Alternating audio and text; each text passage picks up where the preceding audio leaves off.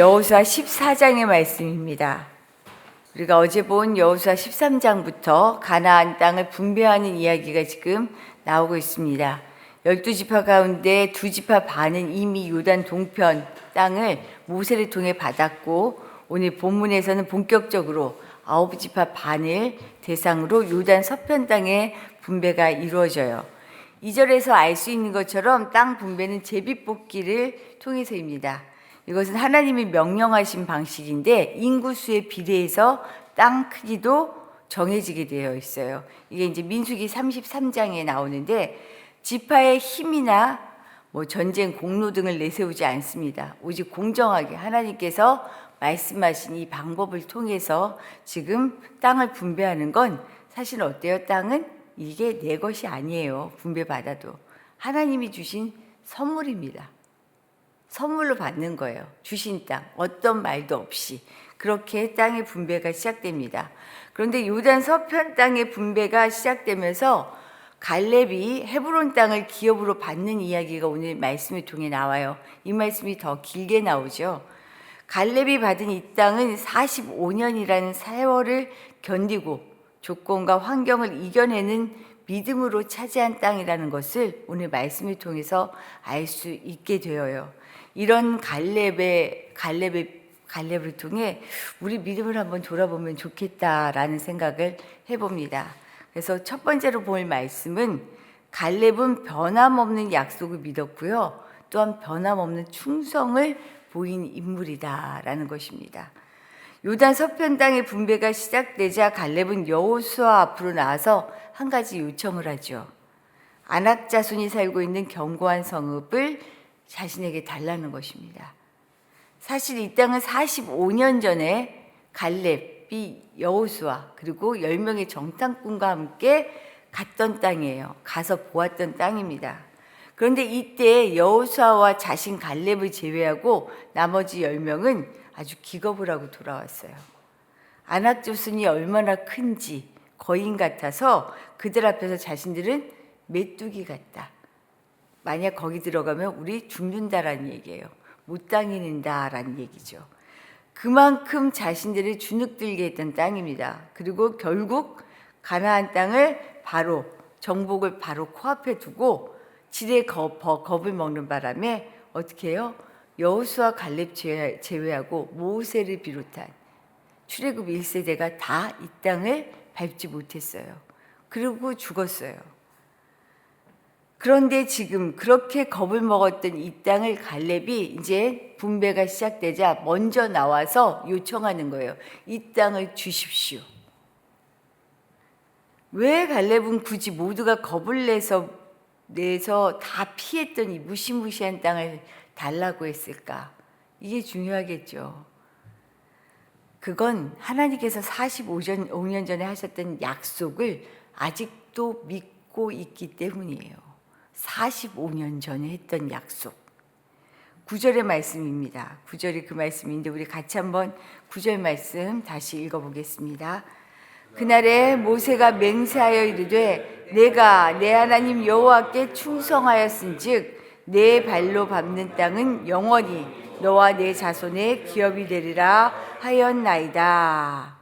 옛적에 저 10명의 정탐꾼들이 모두 가나안 안 된다고, 우리가 차지할 수 없다고 울고 불고 불평하고 있었을 때 하나님께서는 이들의 불순종 때문에 이들에게 결단코 가나안 땅을 보지 못하리라.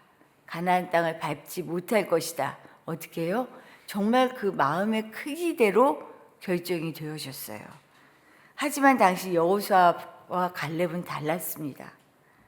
하나님 거역하지 말자, 두려워하지 말자. 하나님이 함께 하시기 때문에 그들이 오히려 우리의 먹이다. 근데 왜 두려워하느냐고 설득하죠.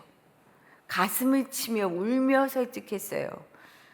이런 갈렙에게 그래서 하나님이 약속하셨어요. 10명의 정탐꾼에게 너희들은 안 돼, 못 봐, 너희들의 불순종대로 갈 거야 라고 얘기했지만 갈렙에게는 다른 말씀을 하시죠. 민수기 14장 24절의 말씀인데 제가 한번 읽어볼게요. 그러나 내 종 갈렙은 그 마음이 그들과 달라서 나를 온전히 따랐은즉 그가 갔던 땅으로 내가 그를 인도하여 드리리니 그의 자손이 그 땅을 차지하리라. 정말 믿음대로 되지 않아요? 믿음대로. 40세의 정탐꾼으로 가고 45년의 세월이 흘렀음에도 불구하고 갈렙은 이 하나님의 약속을 굳게 믿고 있어요. 세월이 흘러가는 게 아무 문제가 되지 않았어요. 추호의 의심도 없이 믿었을 뿐만 아니라 오히려 이날을 기다리며 때가 되니까 자신이 나서서 이 땅을 차지하겠다라고 말합니다. 예나 지금이나 가나안 땅은 결코 거저 주어지는 땅이 아니에요. 그 땅에서 전쟁을 치러야 돼요. 이 전쟁이라고 하는 관문을 통과해야, 그리고 이겨야 차지할 수 있는 땅이에요. 40세 때에는 그렇다고 쳐요. 85세가 된 노인이 겁없이 하나님이 함께 하시기 때문에 나는 할 수 있다라고 믿어요. 이전에 하셨던 약속이 있기 때문에 두려움 없이 달라라고 얘기해요. 이때만 기다린 사람처럼 달려들잖아요. 이미 내게 허락하신 땅이라고, 그들과 싸워보겠다고 지금 겁없이 나서고 있습니다. 12절 말씀 우리 같이 한번 읽어볼까요? 12절 갈렙이 한 말입니다. 그날에 여호와께서 말씀하신 이 산지를 지금 내게 주소서. 당신도 그날에 들으셨거니와 그곳에는 아낙 사람이 있고 그 성읍들은 크고 견고할지라도 여호와께서 나와 함께 하시면 내가 여호와께서 말씀하신 대로 그들을 쫓아내리이다. 이 산지를 내게 주소서. 우리 찬양으로도 하고 하는 말이죠. 이 고백. 이게 지금 그냥 내가 이 땅 차지할 수 있습니다, 이게 아니에요. 내가 싸워 이기겠습니다, 하나님의 약속을 믿고 갑니다 라고 하는 신실한 순종의 말이에요. 갈렙에게 현실은 하나님보다 크지 않았습니다. 나이가 숫자에 불과하다는 것, 대부분의 어르신들이 뭐라 그러냐면 그건 말뿐이래요. 아니래요. 몸은 확실히 안 돼요, 나이를. 우리도 그러잖아요. 아휴, 나이 먹나 봐. 갈렙에게 현실은 하나님보다 크지 않았어요. 세월 앞에서 몸은 쇠약해져도요, 하나님의 약속에 대한 믿음과 하나님을 향한 충성은 시들지 않았다고요. 제일 부럽더라고요. 제일 부러워. 내가 그럴 수 있을까? 내 몸이 병이 들어도, 내 몸이 쇠약해져도 도저히 기운이 나지 않고 내 마음까지 무너뜨리는 그 쇠약함 앞에서 내가 정말 믿음은 더 굳건하게 설 수 있을까? 갈렙을 보면서 그런 도전을 받게 되더라고요. 하나님의 약속, 그 말씀이 나를 살아가게 하는 동력이 되고 있습니다, 갈렙에게. 우리도 이런 동력을 말씀을 통해 받아야 하지 않겠어요? 믿음은 과거가 아닙니다. 과거의 일, 그 믿음이 나를 지금도 살게 하고 앞으로도 살게 하는 힘이 되어지는 것, 능력이 되어지는 것, 이게 믿음이라는 거죠.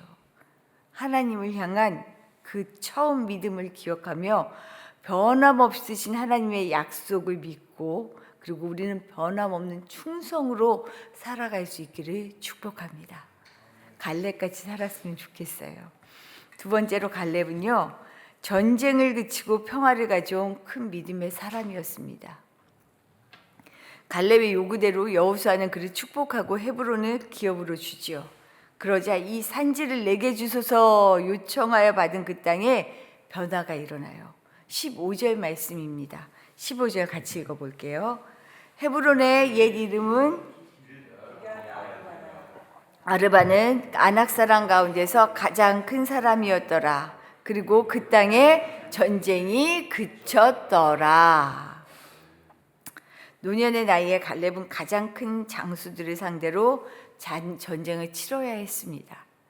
전쟁을 통과해야만 땅을 차지할 수 있는 정복의 역사에서 또다시 하나님의 역사가 일어난 거죠. 85세의 노인이 이끄는 이 전쟁이 승리한 거예요. 전쟁 없이 여리고를 무너뜨렸던 것처럼 상식을 넘어 하나님의 계획이 성취되는 역사가 이 믿음 때문에 지금 이루어지는 것을 우리가 볼 수 있습니다. 이렇게 전쟁을 넘어서자 뭐가 와요? 지금 평화가 찾아와요.